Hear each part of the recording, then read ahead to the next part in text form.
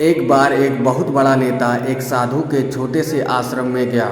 वह साधु के बारे में बहुत सुना था, तो उसके मन में आया कि मैं एक बार जा करके देखता हूँ कि लोग उसकी इतनी तारीफ क्यों करते हैं। जब वह उस आश्रम में गया तो वहाँ पर एक छोटा सा कमरा था, जहाँ पर एक कालीन बिछा हुआ था। वहाँ पर कुछ लोग नीचे बैठे हुए थे और साधु जी सामने बैठे हुए थे।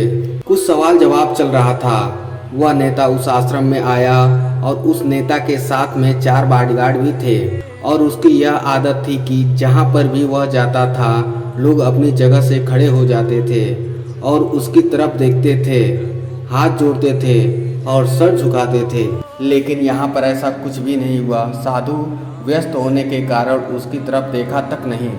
तभी नेता को लगा कि यह मेरी बेइज्जती है और वह इस बात से गुस्सा हो गया।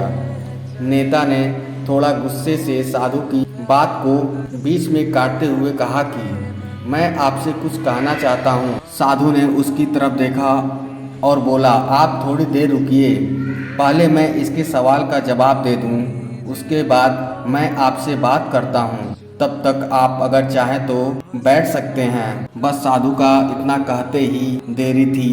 नेता का चेहरा गुस्से से लाल हो गया और फिर उसने अपना सारा गुस्सा उस साधु पर निकाल दिया।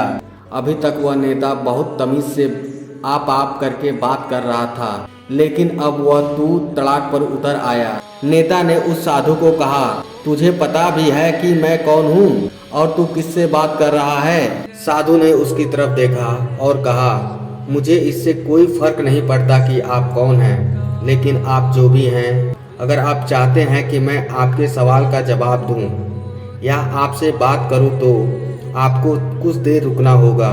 और साधु के यह कहते ही नेता गुस्से से पागल हो गया और वहीं सबके सामने चीखने चिल्लाने लगा, अब मैं तुझे तेरी असली औकात दिखाऊंगा।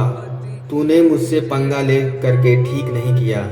तुझे पता भी है मैं तेरे बारे में क्या सोचता हूँ? साधु ने फिर से नेता की तरफ देखा और बड़े ही प्रेम से कहा कि मुझे इससे कोई फर्क नहीं पड़ता कि आप मेरे बारे में क्या सोचते हैं। आप जो चाहें मेरे बारे में सोच सकते हैं। फिर नेता ने उससे कहा कि तू चाहे सुनना चाहता है या नहीं, लेकिन मैं तुझे यही सब के सामने बताऊंगा कि मैं तेरे बारे में क्या सोचता हूँ। तू कोई साधु नहीं है, तू एक बहुत ही घटिया इंसान है। तू एक ढोंगी है, पाखंडी है और यहाँ पर जितने भी लोग बैठे हैं उन सबको बेवकूफ़ बना रहा है। तेरा बस एक ही मकसद है, इन लोगों की जेब में जितना भी पैसा है बस वह तेरे पास में आ जाए। तू अपने फ़ायदे के लिए इन लोगों का इस्तेमाल कर रहा है और अब मैं तुझे नहीं छोड़ने वाला हूँ। पूरी दुनिया के सामने तेरा पर्दाफाश करके रहूँगा। लेकिन उसके इतना बोलने के बाद भी हल्की सी मुस्कान उस साधु के चेहरे पर बनी रही। यह देखकर वह और भी दिल मिला गया और उसने कहा, अब बहुत हो गया, अब मैं यहाँ 1 मिनट भी नहीं रुकने वाला। लेकिन अभी भी तेरे पास मौका है। अगर मुझसे माफ़ी मांगनी है या मुझसे कुछ कहना है तो कह सकते हो। इतना सब होने के बाद भी साधु के चेहरे पर एक मुस्कान थी और वह बिल्कुल शांत था। और फिर उसने अपनी आंखें बंद करी और फिर साधु ने अपनी आंखें खोली, हाथ जोड़े और कहा कि मुझे आपसे कोई गिला शिकवा नहीं है। आपके लिए मेरे मन में कोई भी गलत ख्याल नहीं है। जो भी मेरे बारे में आपने कहा वह आपकी अपनी सोच, तो मुझे आप में कोई भी बुराई नज़र नहीं आती। मुझे आप बहुत ही भले इंसान लग रहे हैं। और साधु के इतना कहते ही नेताजी का दिमाग 7वें आसमान पर पहुंच गया। उसके चेहरे पर एक अजीब सी खुशी थी, क्योंकि उस साधु ने वही कहा जो बाकी लोग उस नेता को कहते हैं। और वह खुशी खुशी उस आश्रम से अपने घर की तरफ चला गया और जा करके अपने पिताजी के साथ में बैठ गया। उसके पिताजी ध्यान में थे। उन्होंने पूरी ज़िंदगी सिर्फ लोगों की सेवा करी और बदले में कुछ भी उम्मीद नहीं किया।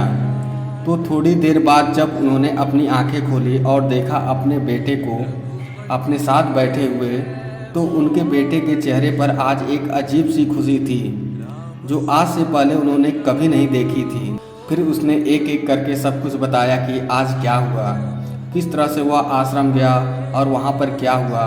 उसने क्या कहा और साधु जी ने क्या कहा। जब उसके पिताजी ने पूरी बात सुनी तो थोड़ा मुस्कुराए और अपने बेटे को देख करके बोले कि उन्होंने तुम्हारी तारीफ नहीं करी, क्योंकि उन्होंने वह नहीं कहा कि जो तुम हो, उन्होंने वह कहा कि जो वह खुद हैं। और तुमने जो भी कुछ उनको कहा वो नहीं कहा कि जो वो हैं, बल्कि तुमने वह कहा जो तुम खुद हो। यही बात वेदों में भी कही गई है, यथा दृष्टि तथा यथा। यह दुनिया तुम्हें वैसी नहीं दिखती जैसी यह दुनिया है, यह दुनिया वैसी दिखती है तुम्हें जैसे तुम खुद हो। इसकी नज़र जैसी है उसके लिए यह दुनिया वैसी ही है। तो अगर तुम अपनी दुनिया को बदलना चाहते हो तो सिर्फ एक तरीका है, अपनी नज़र बदलो। दोस्तों, यह मोटिवेशनल कहानी आपको कैसी लगी कमेंट में ज़रूर बताएं। धन्यवाद।